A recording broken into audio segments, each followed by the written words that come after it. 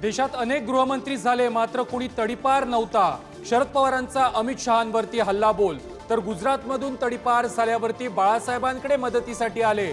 ठाकरेंवरील शहांच्या टीकेलाही प्रत्युत्तर। मुख्यमंत्री देवेंद्र फडणवीसांची पानिपतच्या शौर्यभूमीला भेट।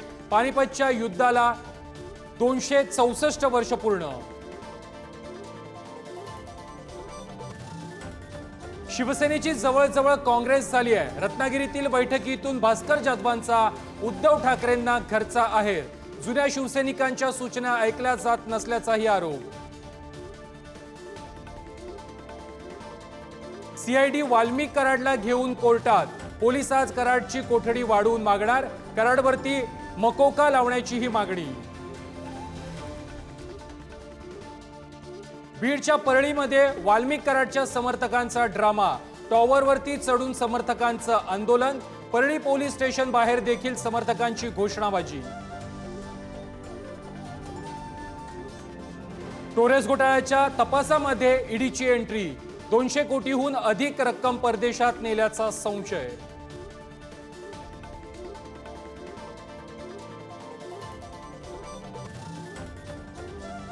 बेळगावात पित्यानं 4 मुलांसह पत्नीला कालव्यात दिलं फेकून। पत्नी वाचली, 4 मुलांचा मृत्यू।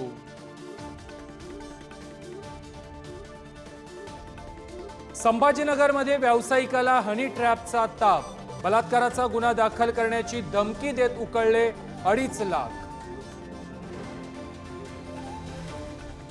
बुलढाण्यातील केस गळतीची विशेष पथकाकडून तपासणी होणार। आज आयसीएमआर चेन्नई आणि दिल्लीचं पथक बुलढाण्यात येणार। शेगाव आणि नांदूर तालुक्यातील 12 गावांमध्ये केस गळतीचा आजार। वाशिममध्ये वीज बिल भरण्यासाठी दिली 7,000 रुपयांची चिल्लर। चिल्लर मोजण्यासाठी कर्मचाऱ्यांना लागले तब्बल 5 तास। थकीत वीज बिल स्वीकारताना कर्मचारी थकले।